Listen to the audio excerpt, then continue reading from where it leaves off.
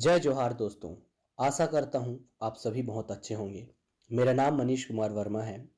कल फ्रिक्स ट्यूटोरियल्स में आपका बहुत बहुत स्वागत है। राज्य वन सेवा एसीएफ रेंजर के लिए हमने एक स्मार्ट कोर्स बनाया है। आप कल फ्रिक्स ट्यूटोरियल के वेबसाइट पर जाकर कोर्स हेतु जानकारी प्राप्त कर सकते हैं।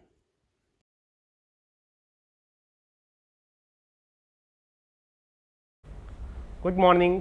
आज हम लोग पढ़ेंगे रासायनिक साम्यावस्था, केमिकल इक्विलिब्रियम। केमिकल इक्विलिब्रियम क्या होता है और किस तरीके कार्य करता है उसको समझेंगे। तो आज का टॉपिक है रासायनिक साम्यावस्था। रासायनिक साम्यावस्था, केमिकल इक्विलिब्रियम। केमिकल इक्विलिब्रियम होता क्या है, साम्यावस्था क्या होती है, उसको समझता है। तो इतना तो क्लियर हो ही रहा है कि रासायनिक अभिक्रिया में जो साम्यावस्था होगी उसके बारे में बात कर रहा है। तो रासायनिक अभिक्रिया में साम्यावस्था कैसे होगी। माना हमने कोई अभिकारक दिया हुआ है R1, कोई रिएक्टेंट्स दिए हुए हैं R1 और R2। ये आपस में एक दूसरे से रिएक्ट करेंगे और रिएक्ट करने के बाद उत्पाद P1 और P2 का निर्माण करते हैं और ये पुनः अभिकारकों का निर्माण करते हैं। तो होता क्या है, यहाँ पे हम ग्राफ के माध्यम से समझते हैं क्या होने वाला है कि जैसे प्रारंभ में हमारे पास अभिकारक की सांद्रता क्या होगी, सर्वाधिक होगी। तो अभिकारक की सांद्रता को हम यहाँ पर दिखा देते हैं ग्राफ में, और उत्पाद की सांद्रता उस टाइम क्या होने वाली, उस समय पर शून्य होने वाली है। तो उसको हमने किससे दिखा दिया, P से दिखा दिया। ये किसके साथ हमें बढ़ रहा है, समय के साथ, टाइम पीरियड के साथ। और यहाँ पे क्या है, सांद्रता है, सांद्रता। तो ये कैसे कार्य कर रहा है देखते हैं। अभिकारक की सांद्रता क्या है, हमारे पास सर्वाधिक है, इस तरीके से कार्य करने वाली है। और उत्पाद की सांद्रता उस टाइम कितनी है, शून्य है। तो ये हमारे पास कुछ ऐसे कार्य करने वाला है। तो होने वाला क्या है कि हमारे पास जैसे जैसे अभिकारक की सांद्रता में कमी हो रही है, वैसे वैसे उत्पाद की सांद्रता में वृद्धि हो रही है। एक ऐसा टाइम आया था जहाँ पर इन दोनों की जो सांद्रताएं थी लगभग में एक दूसरे के बराबर थी। इसको ही हम बोलते हैं chemical equilibrium state, chemical equilibrium state. अगर हम इसी तरीके देखते हैं और अगला ग्राफ कैसे बन सकता है इसका, इस तरीके दिखा सकते हैं जैसे हमने यहाँ पे दिखाया समय।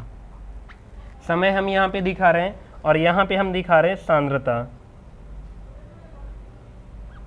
इसको हम ऐसे दिखा सकते हैं कि प्रारंभ में अभिकारक की सांद्रता जो है सर्वाधिक दी हुई है और उत्पाद की सांद्रता हमारे पास शून्य दी हुई है। जैसे जैसे हमारे पास अभिकारक की सांद्रता कम होती जाती है, वैसे वैसे उत्पाद की सांद्रता में वृद्धि होती है। तो अभिकारक की सांद्रता एक समय में क्या हो रही है, कॉन्टिन्यूअस चलती जा रही, मतलब उत्पाद में बदलती जा रही, और यहाँ पे उत्पाद का निर्माण होता जा रहा है। तो एक ऐसा टाइम आ रहा है जहाँ से दोनों एक दूसरे के एकदम कांस्टेंट इक्वल होते जा रहे हैं। तो उस स्टेट को भी हम क्या बोलेंगे यहाँ पे, केमिकल इक्विलिब्रियम स्टेट।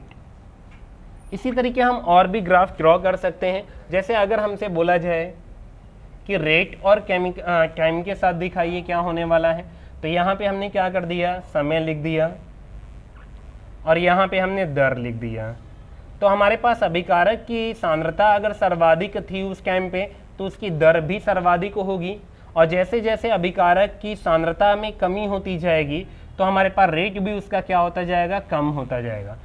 वैसे वैसे ही प्रोडक्ट की सांद्रता, मतलब हमारे पास कंसंट्रेशन ऑफ प्रोडक्ट इंक्रीज होता जाएगा तो उसका रेट भी इंक्रीज होता जाएगा।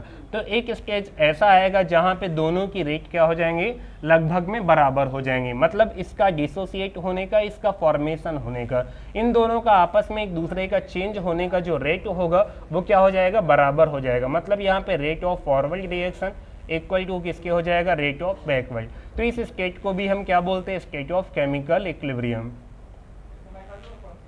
Chemical equilibrium, state of chemical equilibrium. तो ये भी हमारे पास किसको दिखा रहा है, रासायनिक साम्यावस्था को।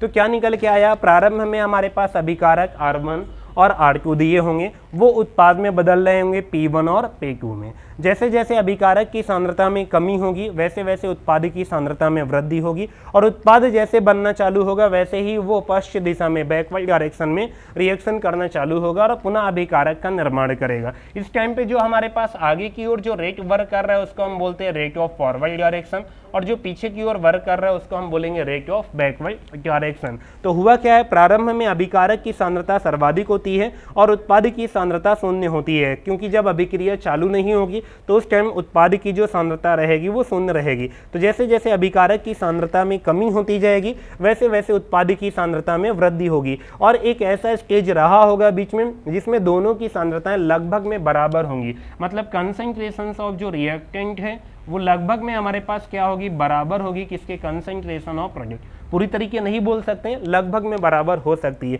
तो इस स्टेट को क्या बोलेंगे, स्टेट ऑफ केमिकल इक्विलिब्रियम। इसी तरीके हम यहाँ पे बोलेंगे, जैसे कई बार ऐसा होता है कि कोई अभिकारक जितना अधिकतम उत्पाद में बदलना होता है वो बदल चुका है, और जितना ज़्यादा उत्पाद का निर्माण होना है वो हो चुका है, और वो पुनः उसी तरीके अभिकारक में परिवर्तित हो रहा है। तो एक ऐसा समय आएगा कि जिसमें दोनों की ही सांद्रताएं जितना ज़्यादा एक दूसरे में चेंज होना था चेंज हो गई हैं, उस स्टेट को भी हम क्या बोलेंगे, स्टेट ऑफ केमिकल इक्विलिब्रियम। उस टाइम पे भी लगभग में कंसंट्रेशंस क्या होने वाली है, बराबर होने वाली हैं।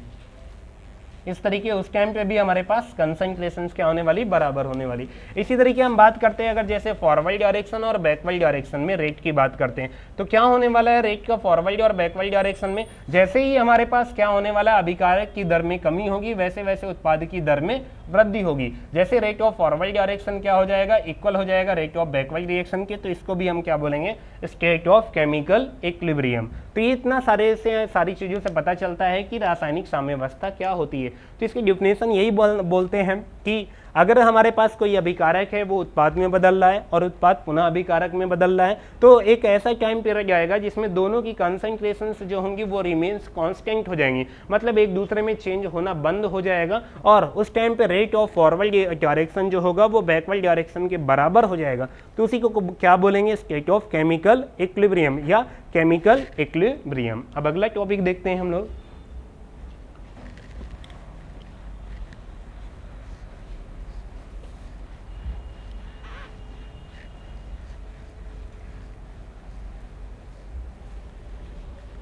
अगला बात करते हैं हम लोग रासायनिक साम्य स्थिरांक क्या होता है।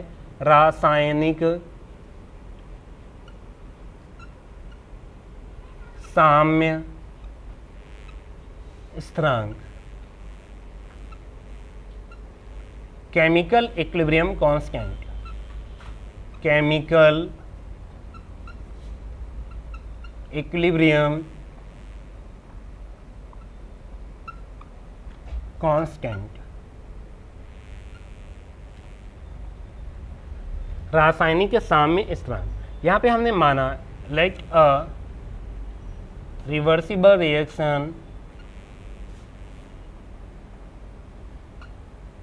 एक हमने रिवर्सिबल रिएक्शन लेट कर ली। क्या लेट किया, यहाँ पे small A mole of capital A ले लिया, small B of capital B ले लिया, रिवर्सिबल में हमने इसको दिखा दिया small C of capital C and small D of capital D. ये हमारे पास एक रिवर्सिबल रिएक्शन को लेट कर लिया। अब हम यहाँ पे देखते क्या है, जब ये रिवर्सिबल रिएक्शन है तो यहाँ पे हम अप्लाई करते हैं on applying law of mass action. Mass action के लिए हम अप्लाई करते हैं, तो यहाँ पे रेट ऑफ फॉरवर्ड डायरेक्शन क्या होने वाला है,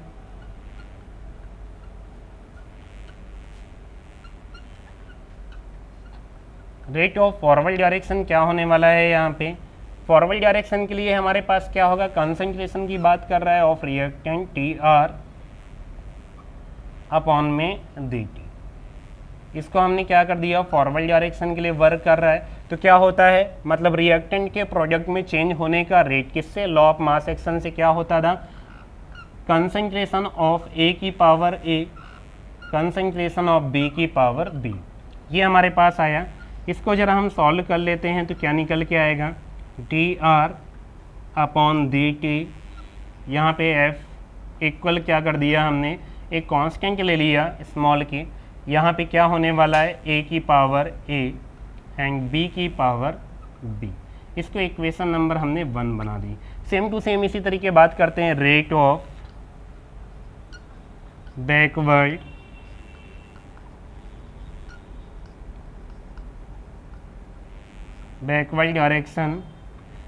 डायरेक्शन में क्या होने वाला है, dp अपॉन dt।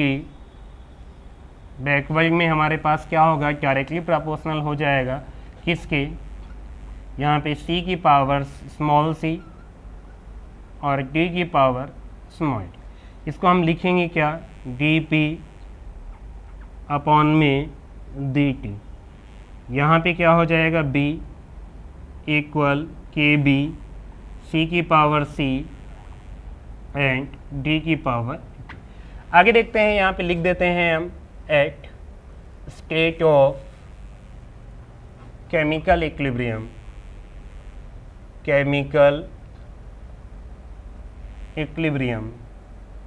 तो क्या होता है स्टेट ऑफ केमिकल इक्विलिब्रियम में, यहाँ पे होता है रेट ऑफ फॉरवर्ड डायरेक्शन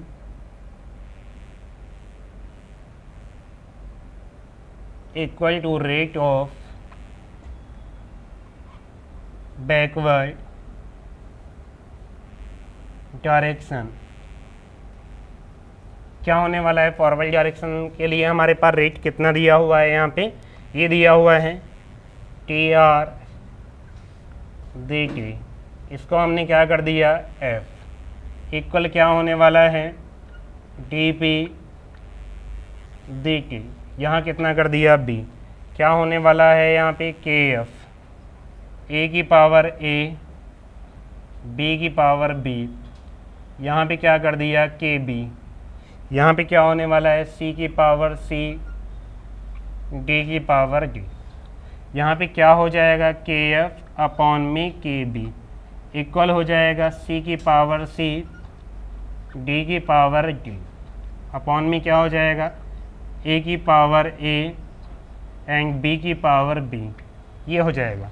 और के एफ अपॉन के बी को एक न्यू कांस्टेंट ले लेते हैं के सी इक्वल सी की power C T concentration of D की पावर डी अपॉन में कंसंट्रेशन ऑफ ए की power small A and B की पावर स्मॉल बी।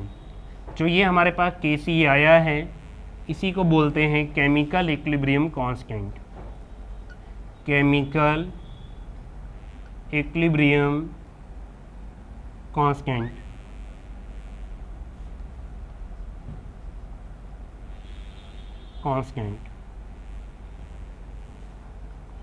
ये हमारे पास निकल के आया है। तो हुआ क्या हमारे पास यहाँ पे डिफिनेशन ये निकल के आती है कि उत्पाद की सांद्रताओं का गुणनफल और अभिकारक की सांद्रताओं के गुणनफल के अनुपात को हम क्या बोलते हैं, रासायनिक साम्य स्थिरांक कहते हैं। ये रासायनिक साम्य स्थिरांक के लिए व्यंजक निकल के आया। आगे देखते हैं।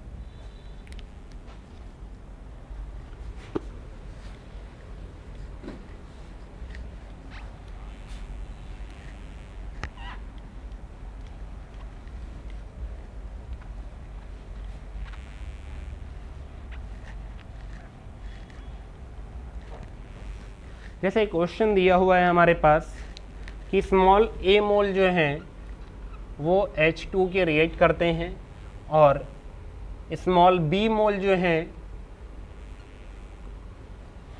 प्रॉब्लम ले लेते हैं।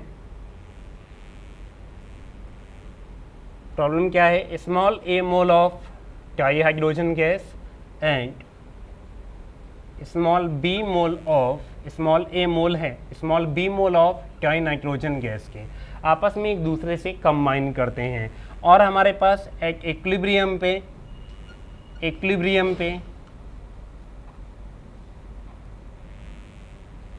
पे एक्स मोल अमोनिया का फॉर्मेशन करते हैं। तो हमें इसके लिए क्या निकालना है, Kc को डेरिवेट करना है, Kc को निकालना है। तो क्या होने वाला है, जैसे हमने यहाँ पे लिखा है एक रिएक्शन, पहले इसको कंप्लीट कर लेते हैं। किस तरीके होता है, ये हैबर प्रोसेस का बात कर रहा है। जैसे डाई नाइट्रोजन गैस हाइड्रोजन के साथ रिएक्ट करता है तो बनता क्या है, यहाँ पे अमोनिया का फॉर्मेशन करता है। अमोनिया क्या हो जाएगी 2NH3। जरा इसको बैलेंस कर लेते हैं। तो यहाँ पे हमारे पास 2 है, हाइड्रोजन को यहाँ पे 3 कर देते हैं। अब बोला क्या गया है कि हमारे पास A मोल इसके इनिशियल दिए हुए, B मोल उसके दिए हुए। तो हम यहाँ पे लिख देते हैं एट t=0 पे। t=0 का मतलब इनिशियल की बात कर रहा है। इसके कितने मोल दिए हुए, A मोल दिया हुआ है, इसके कितने मोल दिया हुआ है B मोल। तो फिर इस टाइम इसके कितने मोल हैं हमारे पास 0 मोल होंगे। क्लियर। अब बोल रहा है कि एक इक्विलिब्रियम पे बात करते हैं, टी इक्विलिब्रियम पे मान लेते हैं टाइम पीरियड वहाँ पे टी लगा होगा। तो यहाँ पे इक्विलिब्रियम पे अगर बात करते हैं तो इसके कुछ मोल कम होंगे। कितने मोल्स कम होंगे, जितने यहाँ पे दिए हुए हैं। तो A-X मोल, यहाँ पे B- कितना हो जाएगा 3x मोल हो जाएगा, और यहाँ पे उतने ही बन जाएंगे जितने यहाँ पे नंबर दिए हुए, उतने ही मोल्स यहाँ पे बन जाएंगे। आप ऐसा मत समझिएगा कि यहाँ पे 3 एंड 4 लेस हो रहे हैं, वहाँ 2 बन रहे हैं। ये एक एक्सपेरिमेंटल टर्मिनोलॉजी है। जितने यहाँ पे नंबर दिए होते हैं उतने मोल्स यहाँ पे लेस कर देते हैं। जैसे यहाँ 1 है तो 1x, यहाँ 3 है तो 3x, और उतने ही बनते हैं जितने यहाँ पे दिए होते हैं। कितने दिए हैं 2 हैं तो 2 मोल यहाँ पे हमारे पास x का फॉर्मेशन हो गया। अब हम बात करते हैं एट AM। AM का मतलब होता है एक्टिव मास निकालते हैं। AM active mass. Active mass पे अगर हम देखते हैं तो हमारे पास क्या हो जाएगा, फॉर्मूला होता है मोल अपॉन वॉल्यूम। इफ अगर हमारे पास ये जो है प्रोसीड करा जा रहा है V लीटर के वेजल के अंदर, तो क्या हो जाएगा A-X अपॉन V। क्या हो जाएगा यहाँ पे मोल लीटर इनवर्स। यहाँ पे क्या हो जाएगा B-3x अपॉन V हो जाएगा।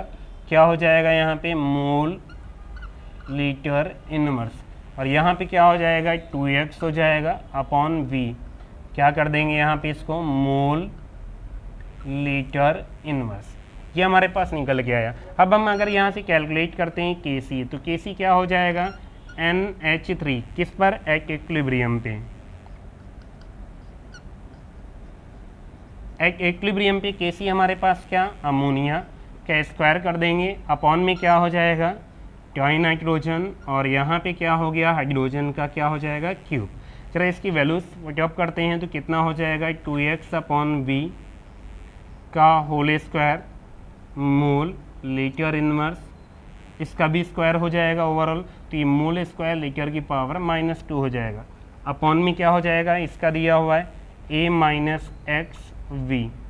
क्या है हमारे पास मोल लीटर इनवर्स, और यहाँ पे हमारे पास same to same B-3x upon V क्या दिया हुआ है मोल लीटर इनवर्स। ये पूरा कैंसिल हो जाएगा। बचेगा क्या, यहाँ से V और V भी कैंसिल हो जाएगा। बचेगा क्या यहाँ से 4x² अपॉन में क्या हो जाएगा A-x, और फिर क्या हो जाएगा B-3x। ये हमारे पास क्या हो जाएगा यहाँ पे Kc।